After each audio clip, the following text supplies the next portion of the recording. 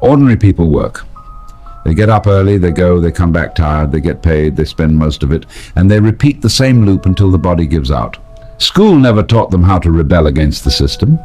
School taught them how to respect it, no matter which system. East or West, democracy or something harder, the laws look different, the flags look different, the slogans change every generation, but one thing stays exactly the same. Systems and power teach obedience. They never hand you the real tools. They never tell you how to save more, how to earn more while working less, how to make money serve you instead of the other way around. They teach a softer story. If you work hard and do your part, that is good enough. Keep your head down, fit in, don't stick out, because heads that stick out are easy to cut. That is the quiet agreement most people sign without ever reading the fine print. And that is why most people stay exactly where they are, generation after generation. Machiavelli saw it centuries ago. He wrote that men are so simple and so subject to present necessities that he who seeks to deceive will always find someone who will allow himself to be deceived. The system does not need to chain you. It only needs to convince you that the chains are normal. Look at the people around you. Most of them are not stupid. Many of them are intelligent, educated, even successful by ordinary standards. Yet they remain obedient. They wait for permission. They wait for the raise. They wait for the system to notice them and reward the obedience. It rarely does. The system is not designed to make you free. It is designed to keep the machine running smoothly. You are a part, not the owner. If you want something different, the first thing you have to do is teach yourself to be cheap, not for a season, not until the next promotion, permanently. To become rich, you first have to become cheap. Save everything that can be saved. Cut what can be cut. The rich look at money as a source, something living that can keep producing if you leave it alone long enough and feed it carefully. The poor look at money as a target, something to hit, spend, enjoy, and use as proof that they finally arrived. That single difference in how the mind sees money is why most people never get rich even when the income rises. They receive money and immediately treat the arrival as success. They spend it fast. Because the feeling of having it feels more important than the reality of keeping it and growing it. Be cheap. The goal is not more stuff. Stuff is loud, temporary, and demands constant feeding. The goal is to watch the number grow quietly. Growing money does not need applause. It only needs time and protection. Machiavelli understood power the same way. He said that everyone sees what you appear to be, few experience what you really are. The same applies to money. Most people want to appear successful. Few are willing to do the unglamorous work of actually becoming free. Appearance is expensive. Freedom is quiet and often looks like nothing from the outside. So be cheap first. Let the number grow while everyone else is busy looking rich. And keep your mouth shut about it. Do not tell anyone what you are doing. People will laugh at first. Then they will get uncomfortable. Then some of them will start to dislike you a little. People who are settled where they are do not like the ones who keep moving. Your constant small decisions make their stillness look like failure. So they will try to pull you back with jokes, with concern, with live a little, with you only live once. Let them talk. Silence is protection. The moment you start announcing your plans, you invite interference. Machiavelli warned that it is safer to be feared than loved if you cannot be both. But in daily life, the quieter version is this: it is safer to be unnoticed than admired while you are still building. Attention creates pressure. Pressure creates mistakes. Stay quiet. Let the results speak later, if they ever need to speak at all. Third, you have to feel different, not better than others, simply different. And you have to start now, not next month, not when the situation calms down, not when you feel ready, now. Because you are going to fail. You need the time that failure takes. There will be periods when everything crashes, income drops, plans fall apart, the account goes the wrong direction. People around you will say they knew it would not work. Most people quit right there. They treat the crash as final proof that the whole idea was stupid. But the crash is not the end. The crash is the filter. After the crash comes the real climb. So you actually want that crash. You need it. Wait for it. Let it become fuel. When everything starts rolling downhill, that is the moment you recruit your own faults, your own previous mistakes, and turn them into sharper power. You go up from there. Success is not linear. It is a series of quiet collapses followed by cleaner rises. The people who never crash never develop the strength to hold what comes later. Machiavelli wrote that fortune is the arbiter of half our actions, but she leaves the other half to be governed by us. The crash is fortune. What you do with it is the part that belongs to you. Once that mindset is locked in place, the rest becomes almost mechanical. You do not need a high income to begin. You need a different relationship with whatever money you can reach, even if it is small, even if it is irregular, even if right now it feels like almost nothing. Pay yourself first, even when it feels ridiculous. The moment any money arrives, move a piece of it somewhere you cannot easily touch. 500, 200, 50, 20. The size does not matter at the beginning. The order does. You are training the nervous system that your future is not optional. Most people pay every external demand and then hope something remains. Hope is not a strategy. Moving the money first is a declaration. Rockefeller did this when he was still a young clerk, earning modest wages. From the first paycheck he paid himself before anyone else. The amounts were small. The habit was not. That habit gave him control long before the empire appeared. Control always arrives before visible power. See where the money actually goes. Open the statements and look without the usual soft story you tell yourself. The money does not vanish. It leaks in small, almost invisible amounts.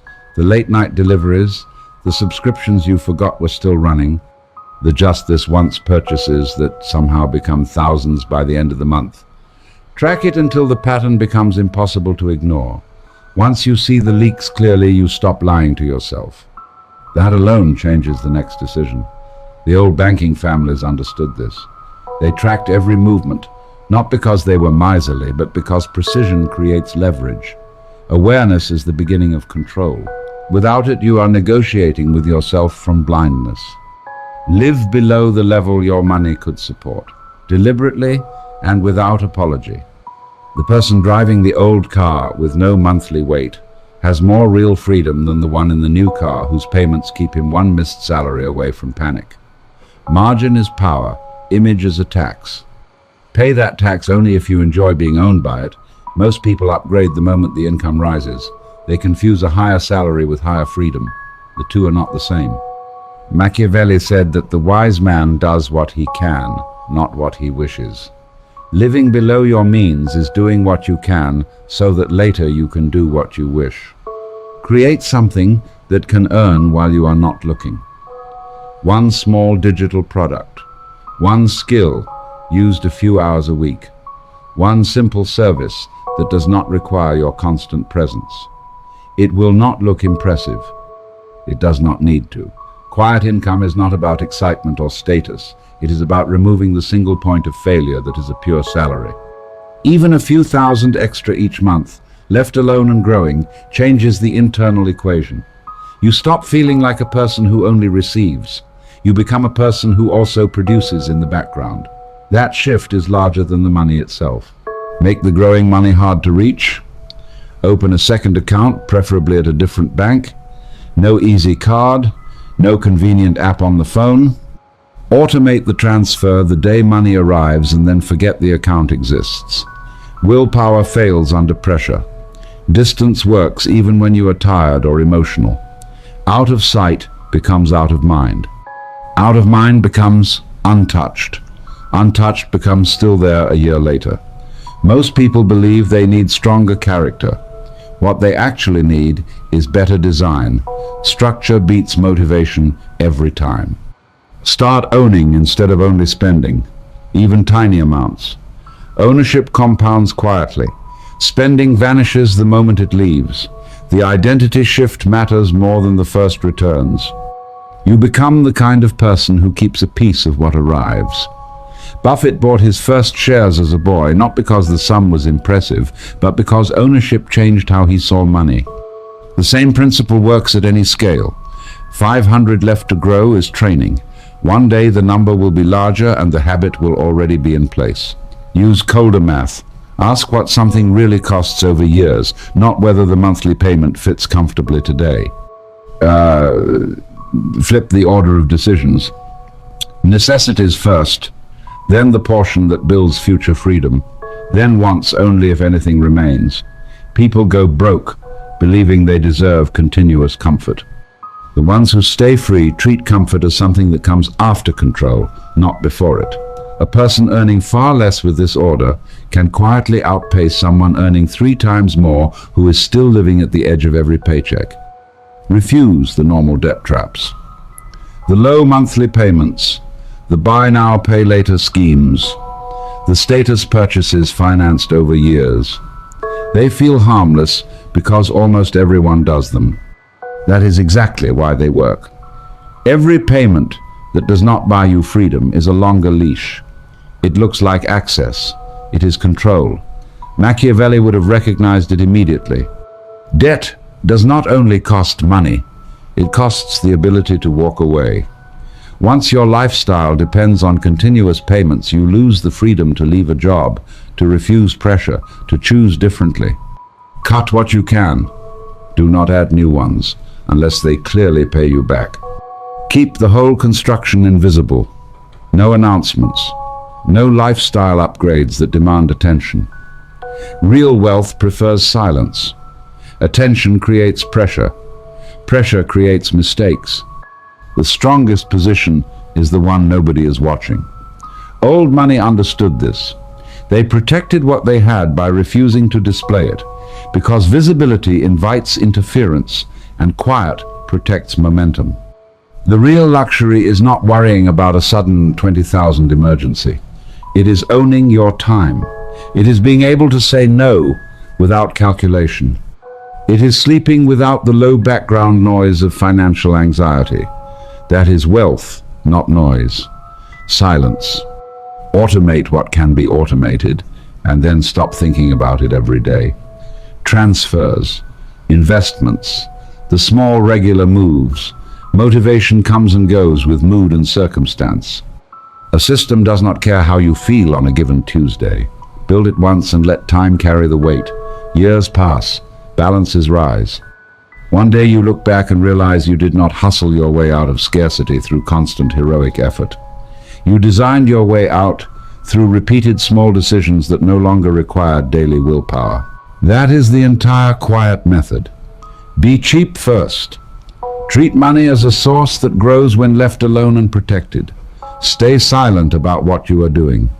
Feel different from the people who are still waiting for the system to reward obedience. Start before you feel ready, because the failures and the crashes are part of the path, and the crash itself is fuel. Then apply the unglamorous moves to whatever money you can reach. You do not need the system's permission. You do not need a dramatically higher salary to begin. You need a different relationship with the little that is already there, or with the little you can create when there is almost nothing. Most people will keep working, keep spending, keep waiting for the system to notice their obedience and reward it. A few will quietly stop waiting. They will look ordinary on the outside. They will say little. They will endure the crashes without quitting. And over time, the distance between them and everyone else becomes difficult to close. Machiavelli wrote that the wise prince must be a fox to recognize traps and a lion to frighten wolves. In ordinary life, the same principle holds. Be cheap enough to avoid the traps of spending and debt. Be silent enough that no one bothers to attack what you are building. Be different enough that the crash becomes training instead of defeat. You already know which group feels more alive to join. Start with the next piece of money that arrives, no matter how small. Move it first. Keep quiet. Expect the crash. Use it. Keep going. The system was never going to teach you this. That is why you have to teach it to yourself.